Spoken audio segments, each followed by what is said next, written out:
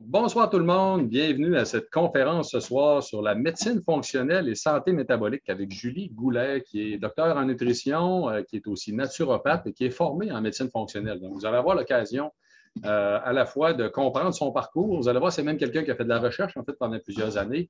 Aujourd'hui, elle est en pratique privée. C'est une collaboratrice du blog de Vitoli que je connais maintenant depuis quelques années. Donc, vous pouvez aussi voir sa biographie sur le blog de Vitoli, à vitoli.ca. Et je vous répète le site Internet. Je vous invite à visiter le site Internet de Julie. Julie parle beaucoup de santé métabolique, vous allez voir, à manaturo.com, manaturo en un seul mot.com. Donc, Julie, pour commencer, en fait, en premier lieu, parle-nous un peu de toi, de où tu viens, en fait, et de ce qui t'a amené en premier lieu vers la nutrition, parce que tu as commencé par la nutrition. Oui, c'est ça. Ben, je viens de Québec, en fait. Moi, j'ai fait tout mon parcours en nutrition à l'Université Laval. Toute petite, dans le fond. Je viens d'une famille bien, bien ordinaire. C'était pas des parents chercheurs, rien. Je mangeais des toasts au pain blanc avec du caramel puis du lait au chocolat pour déjeuner. C'était bien, bien, bien normal, mais en même temps, ma mère était bien intéressée par tout ce qui était santé. Fait qu'elle écoutait le docteur Albert à radio, elle faisait de la crème Bodwig. On allait dans une petite boutique pas loin de chez nous qui vendait des pâtes de blé entier, en tout cas quand il n'y en avait même pas à l'épicerie dans le temps. Fait à ce moment-là, j'ai commencé à avoir un intérêt pour l'alimentation. J'aimais ça, découvrir des affaires différentes. Puis, j'ai commencé bien, bien jeune à cuisiner. Là. Moi, j'aimais vraiment ça, cuisiner. J'ai fait mon premier pain, j'avais 9 ans. J'essayais vraiment plein d'affaires. Je suivais un livre de recettes. Puis, il n'y avait pas Internet. Fallait fouiller pour trouver. Puis, j'étais au primaire, puis je disais que je voulais travailler dans le domaine de la santé. Au début, je voulais être ergothérapeute parce que c'était nouveau, puis ça avait l'air cool, mais j'ai tenu ça quand même pas mal longtemps, même si je donnais des cours de cuisine avec d'enfants pour ma ville, puis tout ça. Puis quand ça a été le temps d'appliquer à l'université, j'ai appliqué en ergo puis en nutrition. Puis ça a donné que j'ai atterri en nutrition. Puis, au début, j'y allais de reculons. Finalement, je tombais en amour avec ça. Fait que j'ai tout fait ma formation en nutrition parce que, je trouvais ça vraiment fascinant, mais en même temps, j'avais comme voyons, comment je te dirais ça? On dirait qu'il manquait un petit quelque chose, tu sais. Fait que c'est un peu ça que j'ai fini par chercher dans mon parcours, là. Oui, puis là, en fait, tu as fait ton baccalauréat, tu as fait ta maîtrise, tu as fait ton doctorat. Ton sujet de doctorat en nutrition, c'était quoi? C'était sur l'alimentation, l'applicabilité de l'alimentation méditerranéenne au Québec. Fait que dans le fond, quand j'ai. Oui, en dernière année de bac, nous, on a comme 1 an de stage au complet. Puis le premier stage que j'ai eu, moi, c'était à l'hôpital. Puis là, j'étais bien découragée parce que je pense, tu sais, moi, tout mon parcours universitaire, je pensais que je travaillerais dans un hôpital. Puis là, j'ai fait comme je pense que c'est pas moi. Puis là, j'ai eu une offre pour travailler en recherche durant l'été. Puis là, je tombais en amour avec la recherche. Puis là, je disais, hey, c'est ça que je vais faire. Tu sais, je vais faire ma maîtrise, tu sais.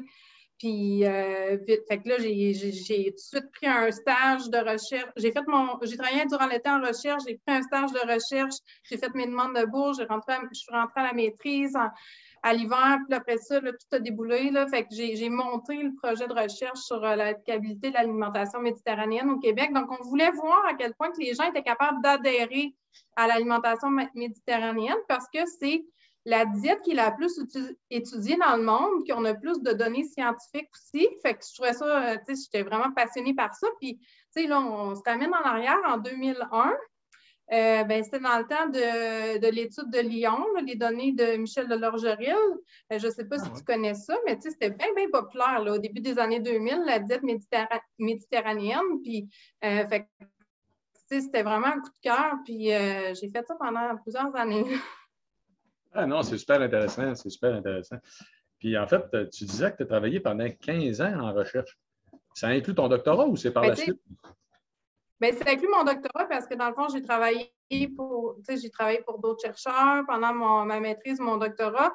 Après ça, j'ai eu des contrats avec l'INSPQ où j'ai écrit j'ai contribué, dans le fond, à écrire un avis scientifique concernant les régimes amaigrissants.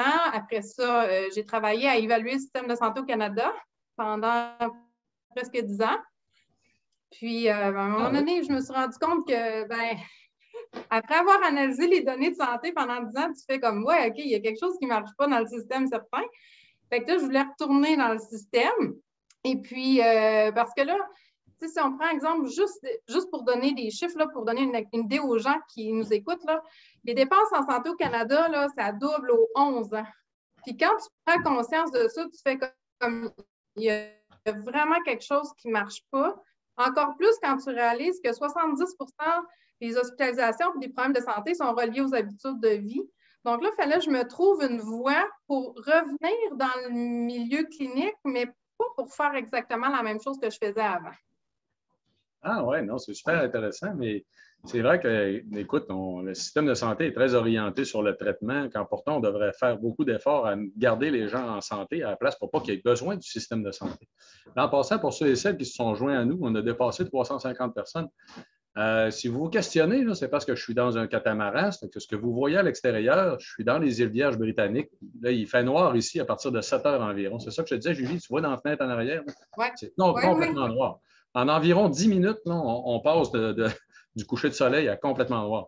C'est quand même assez épatant. Oui, c'est ça, je voyais la luminosité baisser. Oui, ça va très rapidement. C'est quand même... Et en fait, mais je sais aussi que tu t'es intéressé aux approches complémentaires, entre autres en partie pour ta famille. Hein? Je ne sais pas si c'était ton conjoint ou les enfants, les deux. J'ai 3 enfants, un qui a maintenant 18, un qui a 16, puis une fille qui a 13. Mon garçon qui a 16, c'était lui un peu le déclencheur de mon parcours. Lui, quand il était petit, il était allergique à peu près tout. En termes de trucs environnementaux, là, les pollens, les animaux, les parfums, il réagissait vraiment à tout, mais il était aussi allergique aux médicaments pour les allergies. Fait que, on pense à toutes les antihistaminiques, là, Benadryl, Réactine, là, il venait de plein de boutons. Puis là, le médecin était bien découragé parce qu'elle a dit « j'ai jamais vu ça ». Fait qu'elle ne savait pas quoi faire avec lui. Fait qu'elle m'a référé en acupuncture. Puis là, ça, c'était pas dans ma zone de confort, pas en tout, là, parce que là, je me disais, écoute, moi, au bac, on me disait d'éviter ces affaires-là. Puis là, le médecin me suggère d'aller en acupuncture. Fait que là, j'étais comme un peu déboussolée. Mais là, j'ai décidé quand même d'essayer parce que là, j'avais plus d'autres alternatives. Fait que j'ai décidé d'essayer ça. Puis là, j'ai comme vu qu'il pouvait quand même commencer à aller mieux, mais après ça, j'ai exploré différentes avenues, chiro, etc. Puis là, je voyais que c'était comme, il pouvait commencer à aller mieux. Et après ça, j'ai eu ma fille. Ma fille était, elle faisait de l'eczéma, de la tête aux pieds, des perforations de tympan. J'étais au médecin aux 2 semaines. Full antibiotiques dans sa vie, c'était une vraie joke, cette affaire-là. Et puis, c'est en allant consulter en médecine alternative que j'ai comme réalisé que, OK, il y a comme d'autres choses que je n'ai pas appris au bac. Puis là, la chercheur en dedans de moi me disait, écoute, qu'est-ce que c'est ça? C'est comme, OK, des suppléments, finalement, ça peut peut-être être bon pour certaines choses. Tu sais, le bon supplément pour la bonne raison, au bon moment. Ça peut faire la bonne affaire. Fait que là, j'étais vraiment comme super intéressée. Puis, ma mère est tombée malade aussi dans cette période-là. Ma mère, elle a une maladie auto-immunitaire. Puis là, ça aussi, au bac, je n'ai pas appris ça bien. Moi, les maladies auto-immunes, puis le rôle d'alimentation, puis d'où c'est que ça part, tout ça. Puis là, c'est à ce moment-là que je suis tombée sur le livre de Gaétan Brouillard, La santé repensée. Puis là, j'ai fait comme, oh wow, OK, tu sais, comme, il y a comme une autre façon de voir la santé, le système de santé, puis tout ça. Puis là, ça a été le déclencheur pour qui je suis devenue, là. Oui, je connais bien, en passant, Dr Brouillard. J'ai eu la chance, en fait, de discuter beaucoup avec lui. On s'est côtoyés, disons.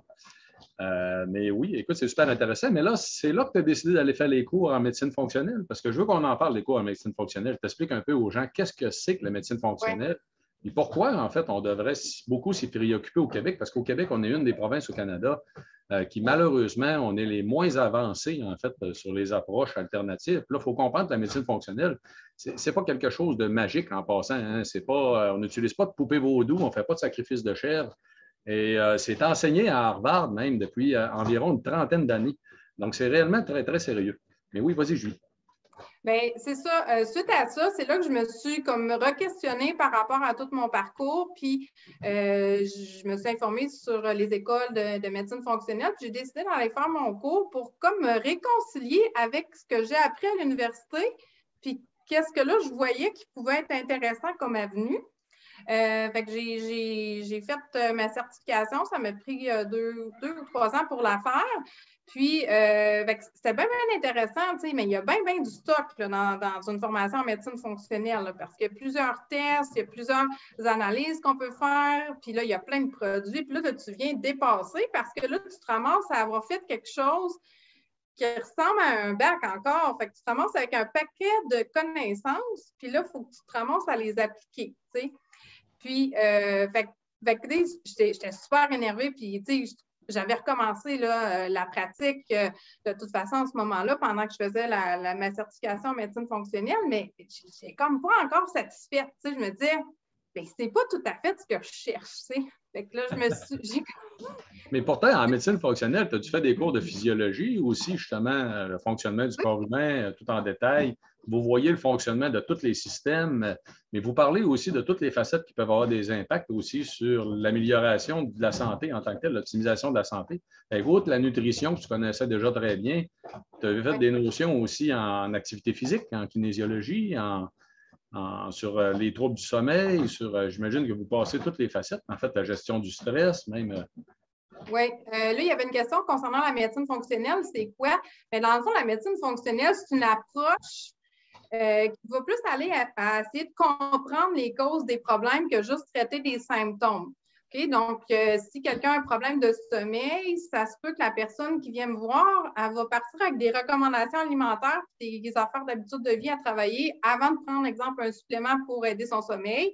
Si par toute l'évaluation que j'ai faite, je réalise que il y a des choses dans l'habitude de vie à travailler. Donc, grosso modo, c'est ça, c'est une approche. La certification que j'ai faite, moi, je l'ai faite aux États-Unis. Puis, dans le fond, c'est la Functional Medicine University. Parce qu'il n'y a pas grand-chose au Québec. Là. À l'époque où je faisais mon cours, j'avais été approchée pour faire une formation plus québécoise, puis je me disais que c'était pas ça que je voulais. Là. Je voulais vraiment quelque chose de solide pour être complémentaire avec ce que j'avais fait. Oui, mais en fait, pour compléter ce que tu disais sur la médecine fonctionnelle, c'est qu'on va beaucoup s'attarder à pas seulement traiter un symptôme, mais essayer de rétablir la santé de façon... parce que le symptôme, en fait, qui va apparaître souvent, c'est tout simplement un indicateur qu'il y a quelque chose qui ne fonctionne pas bien. Et habituellement, ce qu'on fait en médecine conventionnelle, c'est comme si on levait un drapeau parce qu'il y a un problème de santé. En fait, il y a quelque chose qui ne fonctionne pas bien dans l'organisme. Ce qu'on fait avec la médecine conventionnelle, habituellement, c'est qu'on baisse le drapeau qu'un médicament, on annule le symptôme. Mais le problème sous-jacent est encore là. Et il va finir par créer autre chose en tant que tel. C'est un peu un bon exemple de ça. C'est entre autres les problèmes de pression artérielle dans le développement du syndrome métabolique. C'est un des premiers aspects habituellement qui va apparaître. Après ça, on va avoir des dérèglements, en fait, des lipides sanguins, de la résistance à l'insuline. Les gens vont devenir diabétiques de type 2 puis ils vont mourir d'une crise cardiaque. Donc, malheureusement, en fait, il y a une évolution. Là. On aurait pu arrêter l'évolution si on avait, dès le départ, décidé de s'attarder à la santé au lieu de faire juste traiter le symptôme. Fait que ça ne veut pas dire qu'on ne va pas traiter le symptôme, mais il faut quand même s'attarder à rétablir tout simplement la santé. Bien, c'est ça, il faut comprendre d'où ça part. J'explique souvent ça aux gens. C'est un peu comme s'il y a le détecteur de fumée là, qui dit qu'il y a le feu à la maison. Puis là, quand on fait juste donner soit des médicaments ou même des suppléments pour masquer le symptôme, on n'a pas réglé le problème. Il va finir par réapparaître quelque part. Fait que même si on prend les batteries d'un détecteur de fumée puis on enlève les batteries, il va y avoir encore le feu. Donc, il faut vraiment comprendre il est où le feu, il faut aller l'éteindre en premier, sinon, ben, ça fait des troubles de santé métabolique. Là. En fait, Julie, je peux te le demander tout de suite, là, parce qu'il y a probablement des gens qui se demandent déjà, qui se posent déjà la question. Dans ta pratique, les gens que tu vois, est-ce que tu vois toujours juste des gens sur place ou est-ce que tu en fais aussi en vidéoconférence? Bien, je suis en changement de pratique présentement. Donc, j'ai fait pendant plusieurs années du 1 à 1. Mais là, depuis 1 an, j'ai un programme en ligne qui me permet d'aller plus en profondeur parce que je trouvais que dans la pratique 1 à 1, j'étais toujours limitée par le temps, alors que là, en faisant sur un programme très holistique qui touche tous les volets de la santé, ça me permettait d'aller plus en profondeur. Fait que oui, je vois des gens en virtuel, je vois des gens en présence, puis j'ai aussi des gens qui font partie du programme métabolique qui permet vraiment d'aller en profondeur parce que c'est là que je trouvais qu'il était la clé, là, comme comment on peut transmettre l'information le plus possible pour aider les gens à régler leurs problèmes à long terme. Ah, c'est parfait. En fait, Julie, il y a des gens qui semblent dire qu'ils ne t'entendent pas bien. Tu peux peut-être essayer de parler fort, tout simplement. Moi, je t'entends très bien en passant. Là. OK. Je vais essayer de parler plus fort. En fait, oui, on a Alain Bédard qui nous parle de médecine fonctionnelle qu'on pourrait considérer aussi de la médecine intégrative.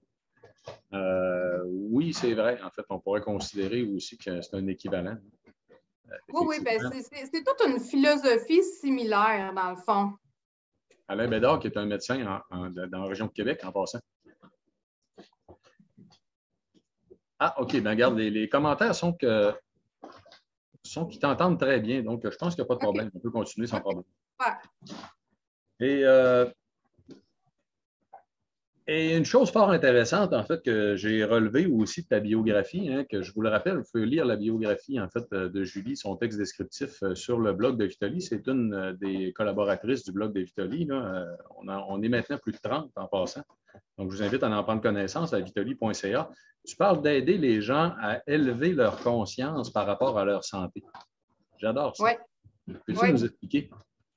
Oui. Bien, écoute, moi, là, dans le fond, moi, mon but, puis je ne sais pas si je vais y arriver d'ici que je prenne ma retraite un jour, là, mais moi, mon but, c'est de rendre les gens autonomes par rapport à leur santé, qu'ils apprennent à se connaître, puis savoir qu'est-ce qui les aide, puis qu'est-ce qui les aide pas.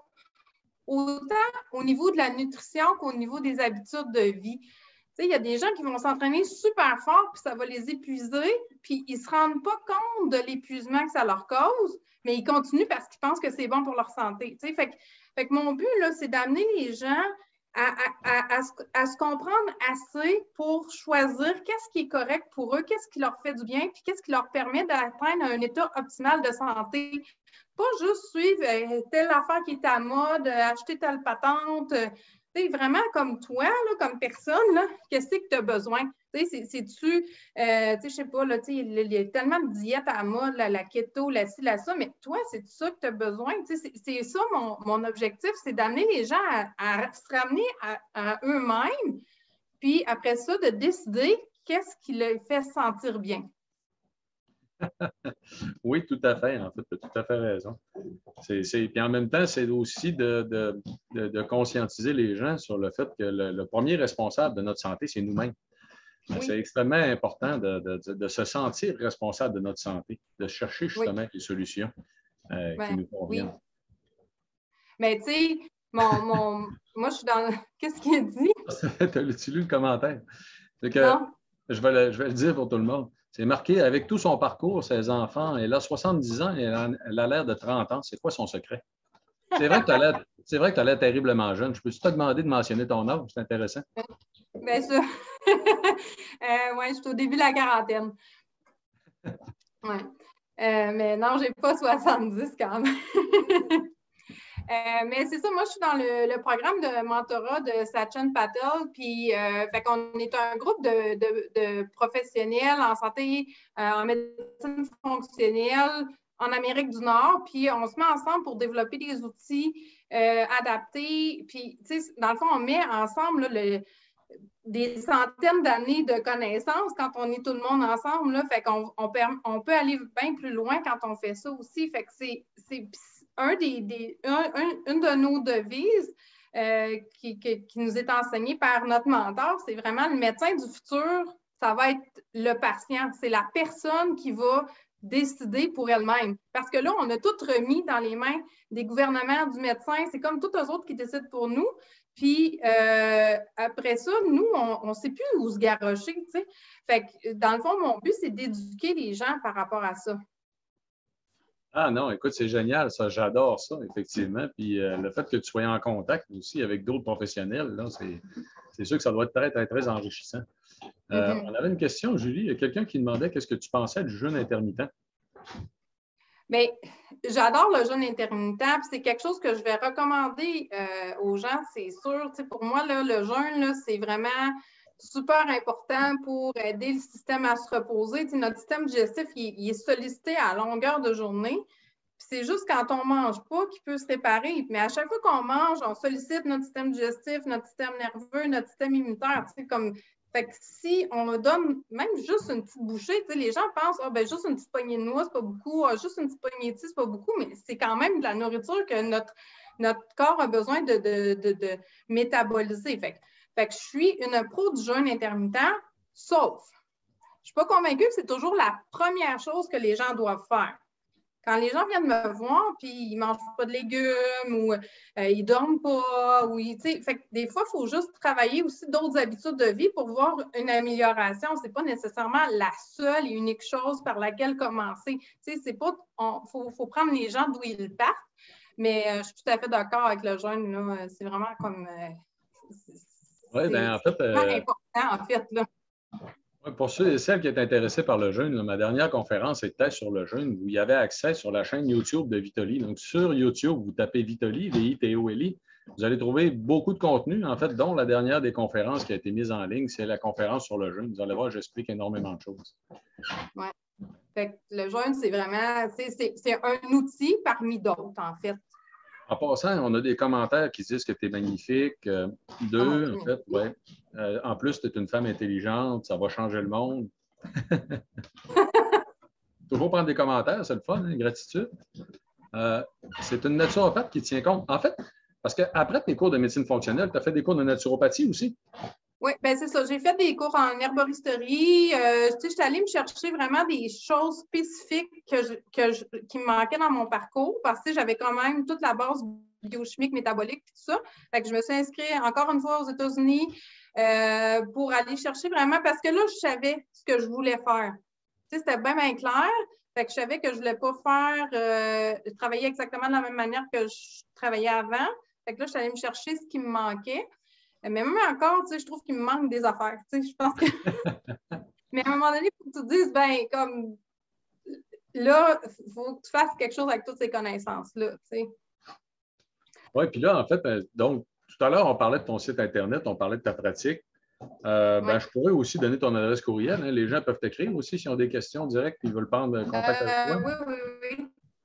Ben, sur mon site Internet, dans le fond, ils peuvent cliquer sur le contact. Là, ils vont avoir toutes les informations. Oui, c'est le plus facile, en fait. Je vous le rappelle, c'est manaturo.com, en fait, sur son site Internet.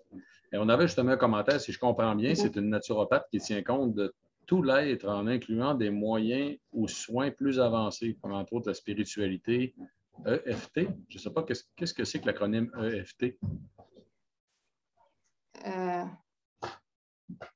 Mais oui, en fait, c'est que c'est une naturopathe qui a beaucoup, beaucoup de formations. Vous voyez, y compris justement le doctorat en nutrition. Là. Les gens aussi qui ont fait de la recherche ont une mentalité différente aussi de la science.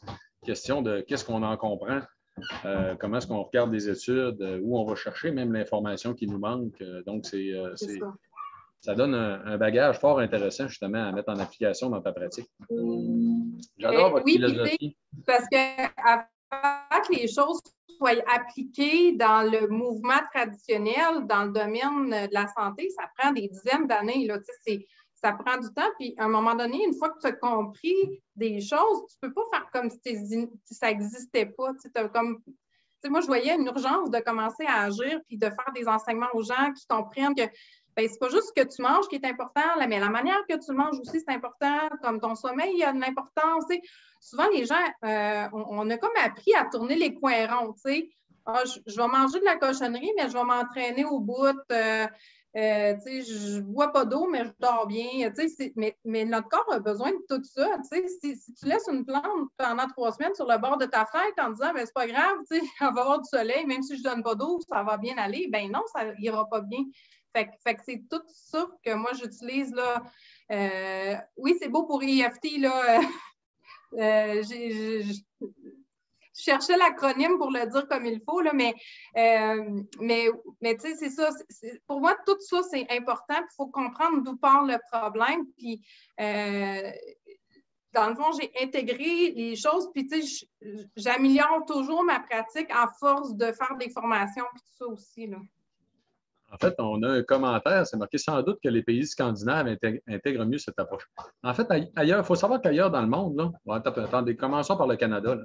Le Québec est la pire des provinces au Canada, en fait, côté approche alternative, en fait, ou santé intégrative. Si vous allez de l'autre côté, en fait, à Vancouver, on a une personne justement ce soir avec nous, là, de la Colombie-Britannique. Vous allez de l'autre côté, vous allez voir que c'est une situation totalement différente, là, mais eux autres, c'est beaucoup plus évolué, c'est beaucoup plus demandé dans la population pour une question culturelle, tout simplement, parce qu'ils ont beaucoup d'Asiatiques. Donc, au Québec, la situation est très différente. Puis même en Ontario, juste nos voisins d'à côté, eux autres, les naturopathes ont un ordre professionnel. Donc, ils sont beaucoup plus intégrés aussi, même dans ce qui est offert dans la pratique en santé. Ils sont mieux encadrés. Donc, puis c'est vrai ailleurs, partout dans le monde. C'est sûr que quand on arrive en Europe, il y a des pays comme la Belgique, l'Allemagne, que c'est très, très intégré. La Suisse, en fait, les approches alternatives sont très intégrées à tout le système de santé. Donc, ici au Québec, c'est juste qu'on est en retard là-dessus. Là. Oui, c'est ça. Puis, tu sais, il y a comme il y a la barrière de la langue aussi, là, tu sais, pour en apprendre sur la médecine fonctionnelle ou être formé en médecine fonctionnelle, il faut chercher, là, tu sais, c'est pas, ça vient pas à nous, là, comme ça, là. On a toutes sortes de questions. On a quelqu'un qui demande est-ce que le jeûne intermittent est moins bon pour les femmes dû aux hormones? Tu as lu quelque chose là-dessus? Bien, encore une fois, ça dépend, tu sais. Vraiment, là, moi, tu sais, pour aider le foie à se régénérer, aider la vésicule biliaire à travailler, etc., là, le jeûne intermittent, ça va vraiment bien faire le travail. Mais, tu sais, ça dépend de tout le reste de l'alimentation. Puis, tu sais, l'affaire, c'est que moi, j'ai des gens qui vont se priver de manger certaines choses en disant, bien, il n'y a pas de calories là-dedans, bon, etc. Mais, tu sais, c'est pas nécessairement... c'est pas parce qu'il n'y a pas de calories qu'il ne faut pas en manger. Tu sais, comme exemple, des légumes, c'est nécessaire pour avoir un microbiote en santé. Puis bon, fait que tu sais, la santé hormonale, c'est un tout. Fait que si on focus juste sur le jeûne intermittent, on n'atteindra pas l'objectif. Tu sais, si on focus sur le jeûne intermittent, mais on prend de l'alcool, 2-3 verres de vin par jour, bien, les hormones vont avoir de la misère à se métaboliser comme il faut parce que là, les hormones vont être en compétition avec l'alcool. Fait que, tu sais, le jeûne intermittent, c'est encore une fois un outil qui va aider à rebalancer les hormones pour certaines personnes, mais ce n'est pas la seule affaire.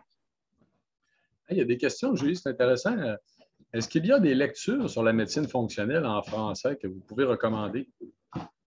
Bien, à part le livre du docteur Brouillard, là, qui donne une bonne base, le docteur Brouillard est rendu à 3 maintenant.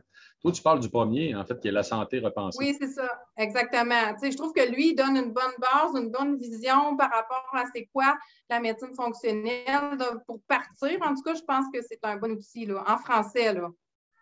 Ah, c'est intéressant.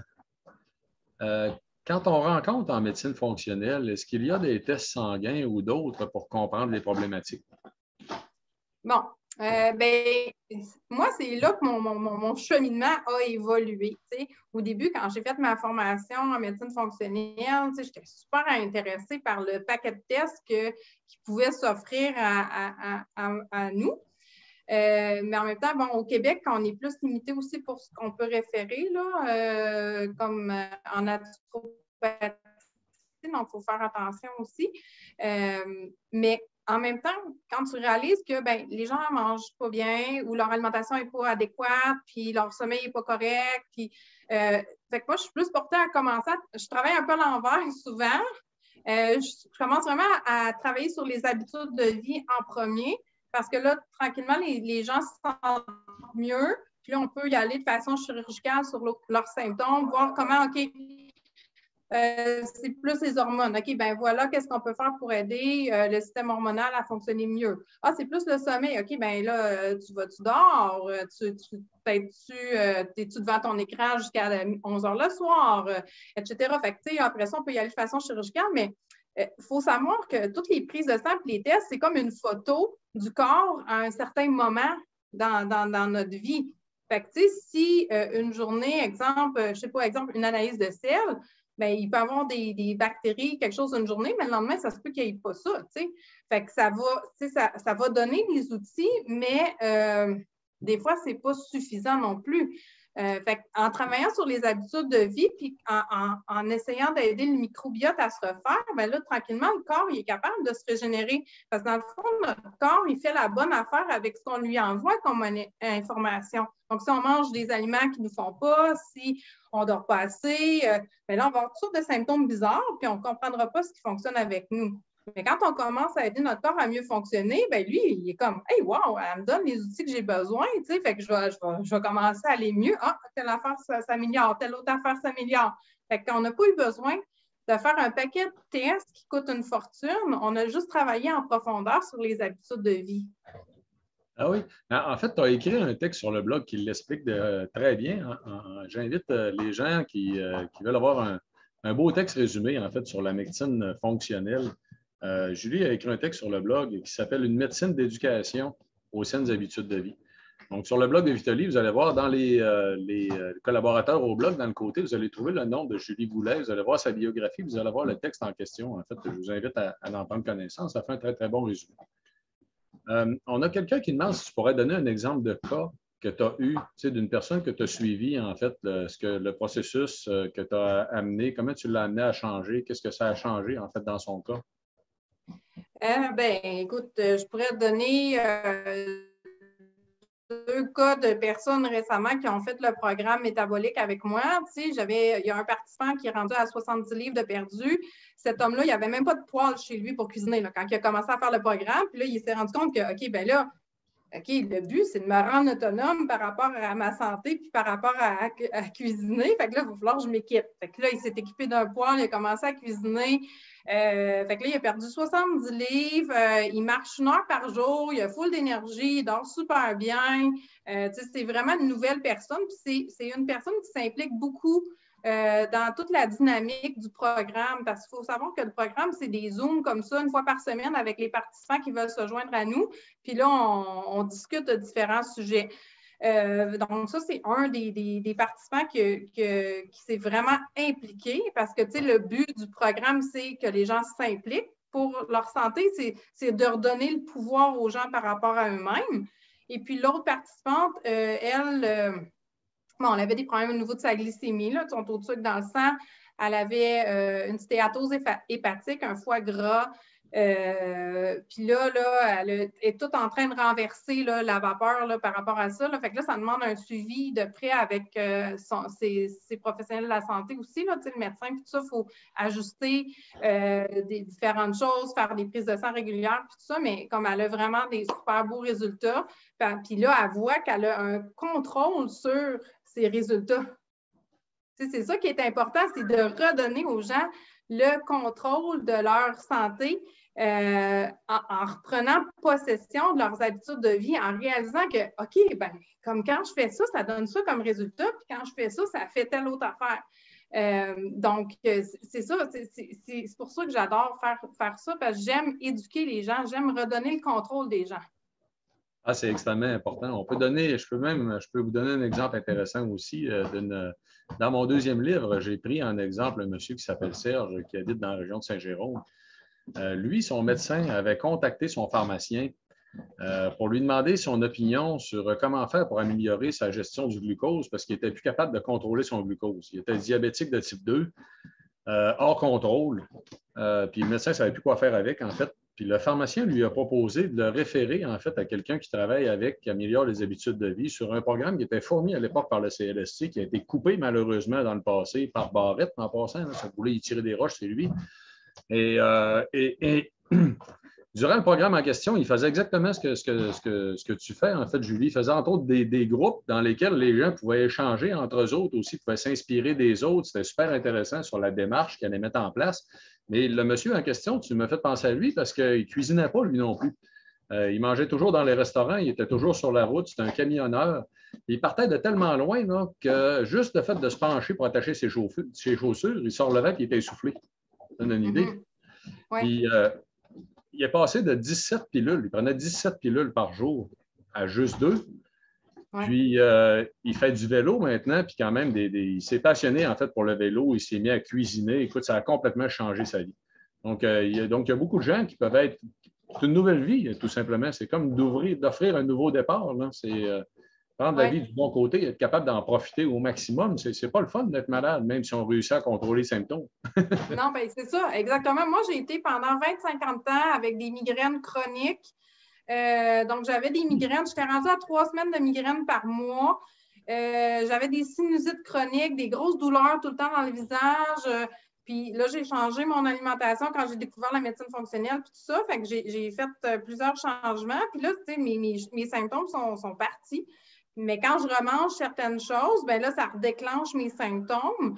Puis, fait que là, les gens me disent, oui, mais tu te prives de manger des affaires. Je dis, ben non. Je dis, moi, je fais le choix de me sentir bien. Tu sais, il y a comme une différence dans la perception des choses. Tu sais, on peut se sentir privé de manger ou on peut choisir d'être bien. Puis moi, dans le fond, j'ai décidé de tomber en amour avec moi puis de respecter, dans le fond, mes limites à moi. Puis, fait tu sais, maintenant, j'ai rarement des migraines. Là. Moi, c'est des migraines qui me séparent. C'est le nerf crânien là, qui est un problème. Puis, en faisant les changements alimentaires, ça l'a changé du tout au tout. Fait que maintenant, si je mange des aliments qui ne me font pas, j'en ai pour 4-5 jours à me sentir comme si j'avais pris 2 bouteilles de vin. Fait que ça ne vaut pas la peine.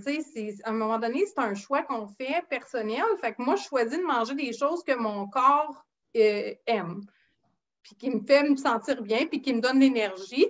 Puis après ça, ben, en ayant fait ce choix-là, c'est encore plus facile pour moi de partager ma passion par rapport à ça parce que je le vis à tous les jours. T'sais. Ah non, écoute, c'est génial. Il faut, en fait, hein, puis il faut faire des choix parce qu'on s'aime, pas parce qu'on s'haït. C'est le slogan, en passant, d'une autre des collaboratrices du blog qui s'appelle Joanne Gilbert. Vous allez avoir l'occasion de la connaître cet automne. Joanne est spécialisée dans le contrôle du poids corporel.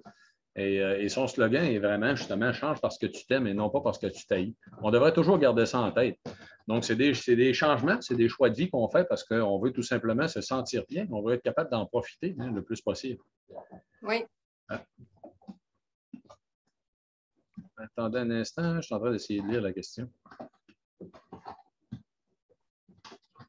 On parle de problématiques de santé mentale. La pratique en ajoutant la nutrition à son approche de médecine. Elle a écrit Anxiété, dépression, insomnie, la révolution nutrition. Ben oui, c'est évident, en fait, même au niveau cognitif, l'alimentation a un impact vraiment très, très important. Toi-même, en fait, Julie, tu as travaillé avec Geneviève pendant plusieurs années. Ouais. Oui. Mais tu sais, dans le fond, l'intestin, il y a plusieurs neurotransmetteurs qui sont produits dans l'intestin, donc par les bonnes bactéries intestinales de notre microbiote. Donc, s'il y a un déséquilibre au niveau de la flore intestinale, bien à ce moment-là, ces bactéries-là ne seront pas capables de produire les neurotransmetteurs qu'on a besoin. Fait que souvent, quand il y a des problèmes de santé mentale, bien là, les gens, ils se font traiter pour ici, mais souvent, ils ont mal au ventre, ils ont de la misère à digérer, ils font des reflux, etc. Fait qu'il faut travailler aussi le système digestif. Là. Tout est interrelié. Là. Ça prend un système digestif en santé pour avoir un système nerveux en santé, puis un système immunitaire en santé. Là. Ces trois-là, c'est comme un triangle qui sont super importants. Là.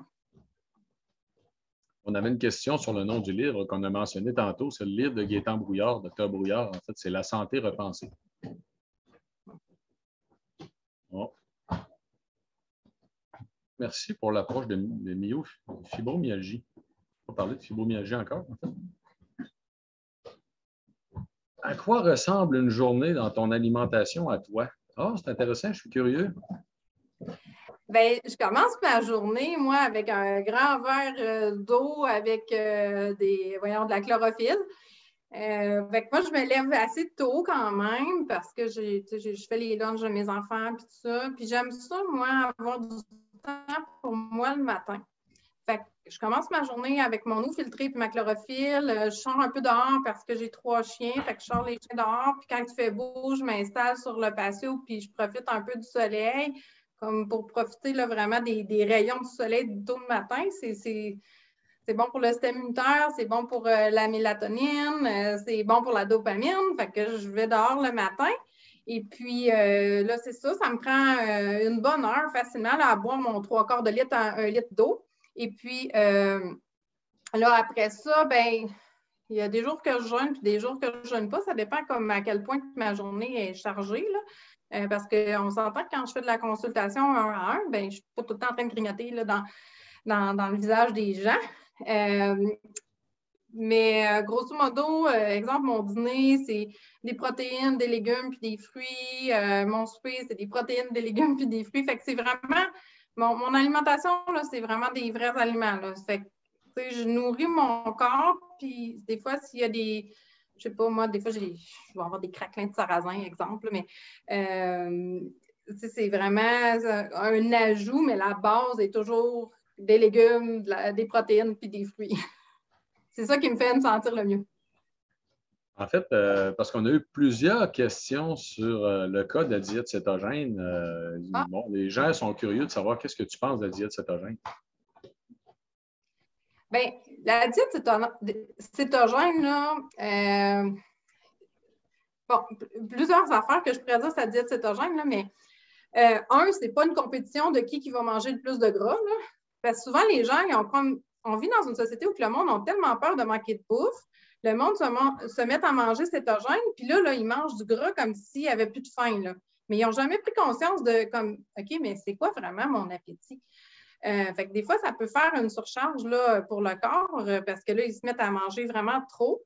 Puis là, l'affaire, c'est que les gens qualifient vraiment les choses. Hein? D'un côté, c'est cétogène, puis l'autre côté, c'est pas cétogène. Mais tu sais, fait que là, tu vas te retrouver avec du monde qui va manger 2 œufs, bacon, bon, puis plein de gras saturés dans leur assiette, mais pas de légumes. Puis ça va être cétogène. Ou tu vas avoir 2 œufs, une grosse salade, une vinaigrette à l'huile d'olive, ça va être cétogène, ça aussi. OK? Mais ça ne nourrira pas le corps de la même façon, ça ne fera pas la même chose dans le corps, pas en tout.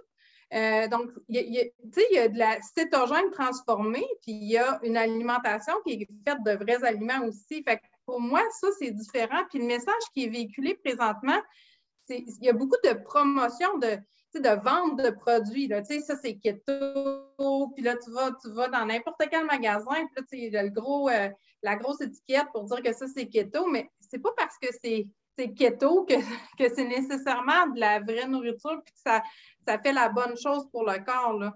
Fait que c'est ça qui est important là, de comprendre. Là. Plus qu'on mange de la vraie nourriture, plus que notre génétique est faite pour digérer ces aliments-là. Aussitôt qu'on rajoute des choses, des agents de conservation, des additifs, nos bactéries ne sont pas faites pour digérer ça. Je donne souvent l'exemple du pain.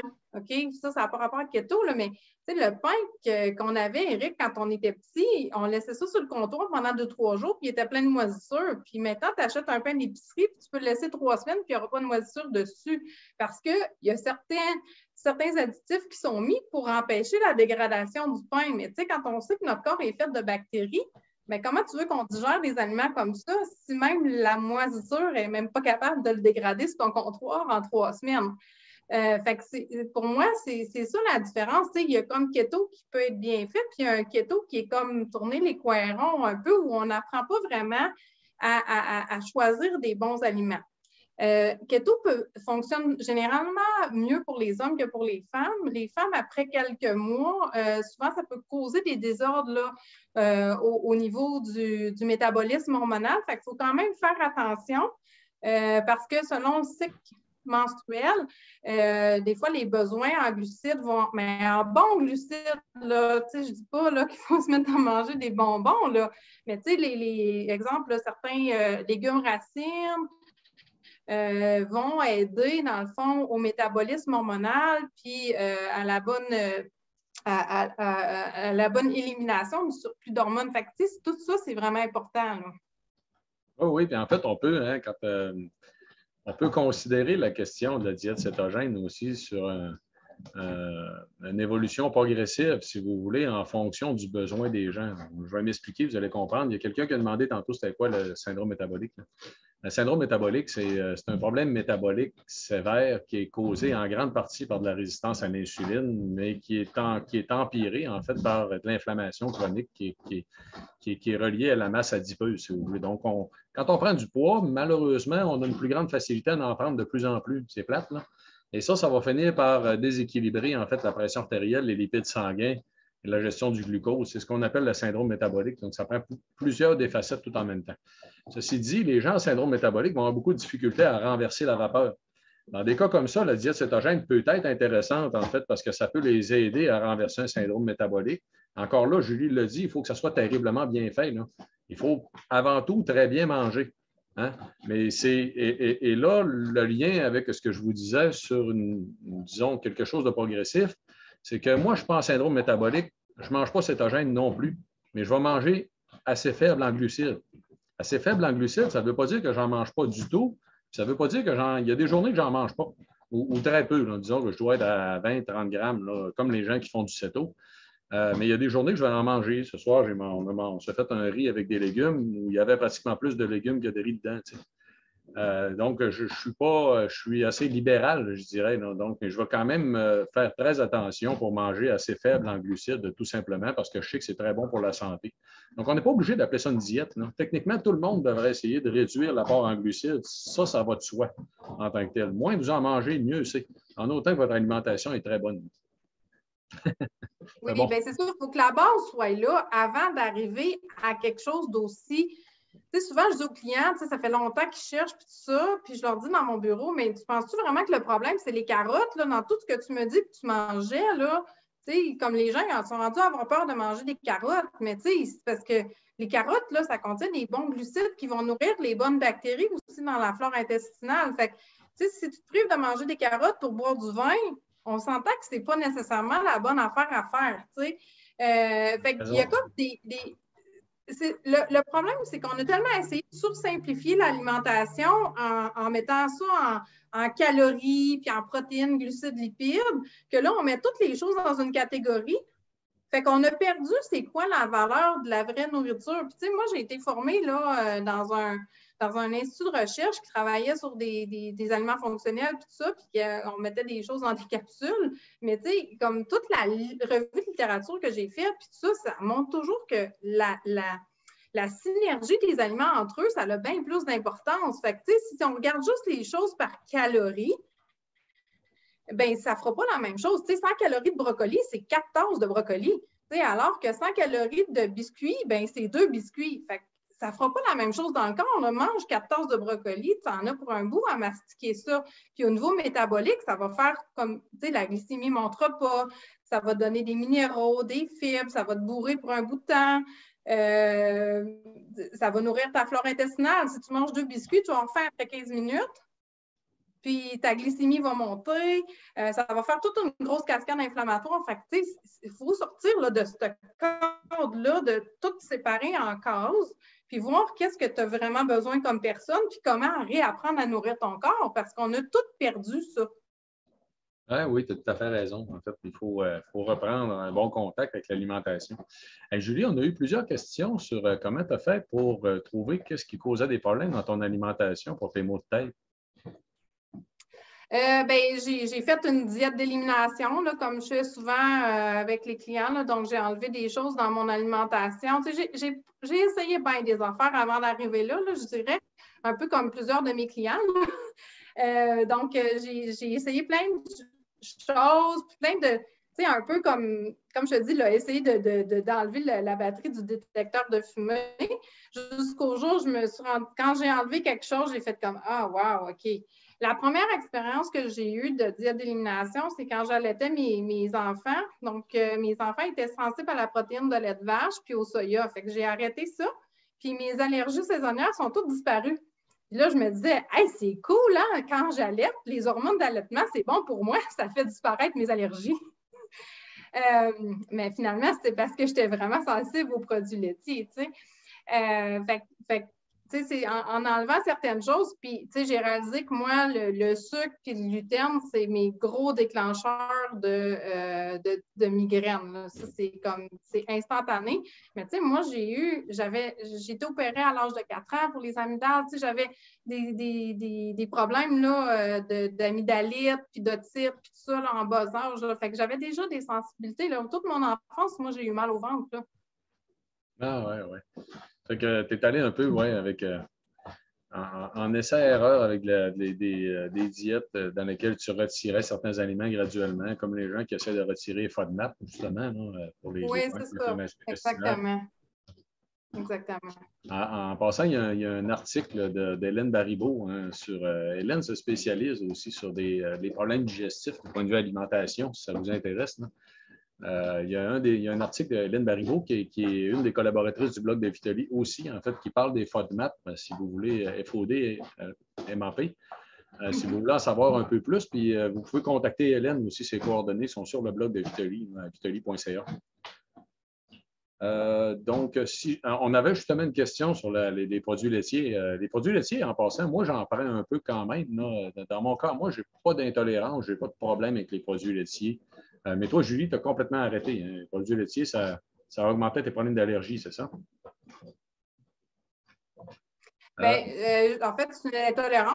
Ce n'est pas une allergie comme telle, mais c'est vraiment les produits laitiers de vache. Fait que, comme, tu sais, j'ai travaillé beaucoup à rebâtir mon système, ma flore intestinale. Tu sais, je veux pas, j'ai été pendant des années à prendre des antibiotiques, là, fait que ça défait une flore intestinale solide, là. Puis, tu sais, j'ai grandi dans une maison où il y a eu des problèmes d'eau, il y a eu des problèmes de moisissure. Fait que ça aussi, ça contribue tout à la personne que je suis devenue. Mais j'ai eu besoin de toutes ces affaires-là pour faire ça. Mais comme les gens qui ne réagissent pas aux produits laitiers, c'est sûr qu'idéalement, le plus naturel possible. Puis, je vais recommander des produits biologiques parce que, veux pas, les pesticides, puis tout ça, ça va dans le gras de l'animal. Fait que, si la vache, elle mange tous des produits qui sont génétiquement modifiés, puis tout ça, bien, ça se ramasse qu'il y a beaucoup de pesticides aussi dans le gras du produit laitier en particulier. Fait que j'ai pas de problème avec les produits laitiers. Le problème que j'ai, c'est qu'en ayant créé de la monoculture comme on fait, c'est qu'on mange tout le temps la même affaire. Donc, on mange toujours la même sorte de fromage qui vient de la même sorte de vache. Puis, on mange toujours la même affaire pour déjeuner. Alors que nos ancêtres, là, chasseurs-cueilleurs, ils variaient beaucoup selon les saisons puis selon ce qui poussait. Ils s'étaient adaptés à leur environnement. Donc, il y avait toujours une variété qui arrivait, puis leur système immunitaire n'était pas capable de s'adapter à un aliment en particulier parce qu'on lui donnait tout de suite quelque chose d'autre. Là, on mange toujours la même affaire. On a un mode de vie super stressant. On ne prend pas le temps de se reposer comme il faut. On ne prend pas le temps de mastiquer. Puis là, on espère que notre système va faire la bonne affaire, mais ça ne fonctionne pas comme ça. En fait, j'imagine que sur la viande rouge, tu vas avoir à peu près la même opinion aussi. C'est une question de qualité avant tout, parce qu'on a quelqu'un qui posait la question sur qu'est-ce que tu pensais de la consommation de viande rouge, hein, combien de fois par semaine? Bien, encore une fois, si c'est une viande de pâturage de qualité, je n'ai pas de problème. Ce que j'ai de problème avec la viande rouge, c'est encore une fois tout ce qui est industriel. Là. Si la personne elle va au fast-food s'acheter 4 burgers, bien, comme ça encourage une agriculture qui est très qui n'est pas écologique, pas en tout. Là. Alors que si tu achètes de la viande de pâturage d'un éleveur local, ben, c'est un mode d'agriculture qui est sain. C'est nécessaire là, pour régénérer les sols puis tout ça. Donc, ça fait partie de la chaîne alimentaire. Donc, il faut juste le faire comme il faut puis revenir à quelque chose qui est plus traditionnel. Là. Oui, oui. Puis bon, écoutez, si vous voulez le mien, mon commentaire sur la question de la viande rouge, actuellement, il y a beaucoup d'incertitudes sur les impacts sur la santé de la viande rouge parce qu'il y a beaucoup d'études qui nous viennent d'études épidémiologiques que c'est difficile d'enlever les facteurs confondants. C'est que les gros mangeurs de viande rouge, habituellement, mangent mal, tout simplement. En fait, c'est tout le reste de l'alimentation qui n'est pas correct. Ce n'est pas juste la viande rouge. C'est sûr que même si on réussit à enlever les facteurs confondants, il semble, du point de vue de la longévité, c'est certain que les populations qui vivent le plus longtemps sur la planète, ce n'est pas des gros mangeurs de viande rouge. Il y a peut-être quelque chose qu'on ne sait pas non plus, en fait, de ce côté-là. Et c'est pas, en fait, à moins que vous aimiez ça terriblement, si vous vous penchez vers la diète méditerranéenne pour très bien manger, un peu comme ce que Julie a étudié, j'imagine que Julie, tu penches beaucoup vers la diète méditerranéenne aussi. Oui, bien, j'ai fait. Maintenant, je fais la promotion d'une diète méditerranéenne adaptée. Donc, je l'ai vraiment adaptée comme parce que la pyramide méditerranéenne, comme on l'enseigne, est comme un peu nord-américanisée, hein, si on veut. Fait que la manière que j'enseigne, c'est un peu différent. Là, pour revenir à la base, encore une fois, des légumes, c'est juste à base de vrais aliments, en fait. Parce que si on y pense, là, des farines, c'est un aliment qui a été transformé. Là. Il faut le moudre, il faut produire quelque chose avec, tout ça. Alors qu'un légume, ben, on peut le faire sauter puis le faire cuire, mais il n'y a pas de processus de transformation. Fait que, je prône vraiment une alimentation qui est très traditionnelle puis brute. Là. Dans l'adaptation, parce que là, en fait, ce que je disais de la viande rouge, c'est que si vous vous penchez vers la diète méditerranéenne, on va vous dire de manger plus de poisson, de manger de la viande blanche. Fait qu'automatiquement, vous allez en manger moins de viande rouge de toute façon. Puis d'en manger moins, en passant, il y a deux façons. Hein. C'est une question de fréquence et de quantité. Ça fait que une portion de viande rouge est supposée tenir dans la paume de la main. Oui. Oui, c'est ça. Oui, c'est ça. Quand tu parles de diète méditerranéenne. Il faut aussi comprendre que, moi, je travaille avec des gens qui ont des problèmes digestifs. Fait que c'est pas tout le monde qui est capable de manger une tonne de légumineuses pour compenser pour les protéines non plus. Fait qu'il faut trouver une solution pour que les gens soient capables de bien digérer puis se sentir bien. Fait que, c'est vraiment du cas par cas, parce que c'est ça le problème avec les recommandations. Tu sais, toi, si la viande rouge te convient et que tu manges super bien, j'ai pas de problème à ce que tu manges la viande rouge si c'est fait de la bonne façon. Mais moi, le bœuf, c'est pas l'aliment qui me convient le plus. Fait que je vais aller vers d'autres sources de protéines. Fait que encore une fois, c'est ce que je te dis, c'est que j'essaie d'aider les gens à comprendre comment que leur corps fonctionne. Oui, puis à améliorer en fonction de la personne. C'est vrai que c'est difficile de faire des recommandations pour tous et chacun. Je peux quand même passer un commentaire sur une question qu'on a. 3 à 4 verres de vin par jour peut-il causer de l'inflammation? En fait, le vin, c'est beaucoup trop, 3 à 4 verres par jour de toute façon. Si vous voulez la meilleure des réponses, c'est que je crois, dans le fond, surtout pour une femme, on considère un verre de vin par jour étant le maximum qui peut être bénéfique pour la santé. Et là, ce que je viens de dire est important. Mais qu'est-ce qui se passe par la suite? À 3 ou 4 verres de vin par jour, vous augmentez l'incidence de 8 types de cancers différents. Vous pouvez vous soucier de l'inflammation, vous allez mourir du cancer. Ou du moins, ça va terriblement augmenter les risques. Ce n'est même pas une question d'inflammation, c'est la question de la consommation d'alcool. En fait, il y a beaucoup de raisons pour y faire attention. Il faut vraiment modérer. Il n'y a aucune étude qui montre un niveau sécuritaire pour la femme. Fait que, tu sais, il n'y a pas de. Si quelqu'un n'aime pas ça, il n'y a pas de raison de commencer à consommer de l'alcool. Parce qu'il n'y a rien qui dit c'est quoi le niveau acceptable qui peut réduire le cancer du sein. C'est vraiment associé avec le cancer du sein. Puis, fait que, à ce moment, parce que ça joue vraiment avec le métabolisme hormonal. Donc, si vous n'en prenez pas, commencez pas à en prendre. Mais 4 consommations, c'est vraiment trop. Oui, c'est vraiment beaucoup. Que penses-tu des légumineuses?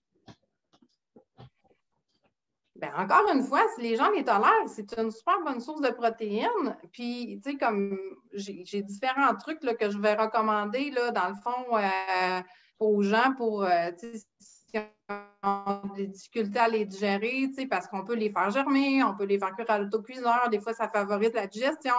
Fait qu'il y a plusieurs options.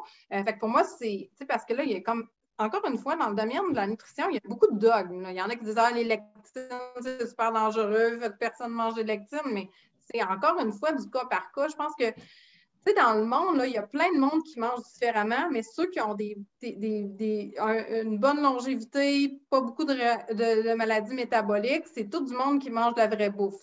On parlait de diète méditerranéenne, mais d'après moi, si on étudie d'autres diètes traditionnelles, on va avoir aussi des bons résultats parce que ces gens-là mangent de la vraie nourriture. Puis pour moi, des légumineuses, c'est de la vraie nourriture. C'est juste qu'il faut avoir un système digestif en santé pour être capable de bien les digérer, mais c'est des fibres qui vont nourrir vraiment la flore intestinale de la bonne façon. C'est vraiment de la bonne nourriture pour la flore intestinale. Fait Fait que je ne le ferai pas enlever là, aux gens. En fait, il est déjà 8h02. En fait, on peut peut-être prendre peut-être encore une question. J'ai réécrit le livre en passant. Le livre qu'on a parlé tout à l'heure, c'est La santé repensée de Dr. Gaétan Brouillard. Le site Internet, je vous rappelle le site Internet de Julie, parce que si vous n'êtes pas dans la région de Gatineau, ils peuvent quand même bénéficier de certains contenus de ton site Internet. Hein. Puis Oui, aussi, tu es en train d'avancer de plus en plus vers des groupes qui pourraient se faire à distance, c'est ce que tu as mentionné. Oui, bien c'est ça. Sur mon site Internet, là, les gens vont voir, j'ai les consultations privées, mais j'ai aussi le programme métabolique qui, ça, peut être fait à distance. Là. Fait que j'ai vraiment du monde partout au Québec qui font partie de mon programme métabolique, qui a vraiment été monté avec un groupe de gens qui sont formés en médecine fonctionnelle là, en Amérique du Nord pour vraiment avoir quelque chose de solide, puis avec qui on échange, puis on optimise aussi le contenu. Là. Mais c'est ça, c'est tout disponible sur mon site web. Là. Ah, fantastique. Fantastique. Bien, écoute, Julie, ça fait déjà 1 heure, ça a passé très rapidement. On a eu beaucoup de très bons commentaires. On est monté à 365 personnes, je crois, ce soir. Donc, merci à vous tous, en fait, d'avoir été présents. Merci beaucoup, Julie, pour ton temps. Tu peux peut-être nous donner un petit mot de la fin sur le contenu, entre autres, de ton programme métabolique. Je trouve ça intéressant que tu en parles un petit peu, s'il te plaît. Bien, le programme métabolique, c'est un programme de 12 semaines d'accompagnement où je fais des rencontres en individuel. On a des Zooms en groupe à toutes les semaines. Puis en plus, il y a 12 modules de formation parce que moi, mon but, c'est de rendre les gens autonomes par rapport à leur santé. Donc, ils apprennent aussi des choses pour gérer leurs habitudes de vie, pour le sommeil, le stress, la digestion, etc. Donc, le programme permet d'aller chercher cette information-là en ayant du coaching au niveau de la nutrition. Fait que c'est vraiment un programme qui réapprend aux gens c'est quoi les bases, c'est quoi manger de la vraie nourriture. Parce que la plupart du temps, quand les gens font des diètes, dans le fond, ils vont comme manger en barre, en poudre, en shake. Alors que moi, c'est pas ça. C'est de la nourriture que tu peux acheter à l'épicerie. Mon but, c'est vraiment de rééduquer les gens puis d'aider leur métabolisme à mieux fonctionner. Ah, fantastique, c'est génial. Bien, merci beaucoup, en fait, pour ton temps, Julie. Et puis, comme à l'habitude, hein, j'aimerais vous rappeler, pour tous ceux et celles qui auraient des questions, si vous cherchez des informations sur ce qu'on a parlé ce soir, là, vous pouvez aussi répondre au courriel de confirmation de l'événement de ce soir, puis je vais vous répondre tout simplement. Donc, le courriel de l'événement de ce soir, là, et puis on va vous répondre, et puis on va vous diriger aussi vers Julie si vous voulez plus d'informations. Je vous rappelle son site internet, manaturo.com. Fait que merci beaucoup, Julie. Au plaisir. Ça m'a fait plaisir. Merci de ton temps, Éric. Profite de tes vacances. Oui, écoute, ça va être une semaine incroyable. Je pense, est-ce que tu entends un peu le son des vagues? Non. On n'entend pas le son des vagues, parce que moi, je l'entends, en fait, ici. Mais oui, je vais en profiter et continuer à regarder ma page Facebook. Vous allez voir, je vais vous mettre des photos extraordinaires. C'est vraiment un coin de pays fantastique. Et merci, et puis bonne fin de soirée à tous. Au plaisir de vous parler bientôt. Au revoir. Au revoir.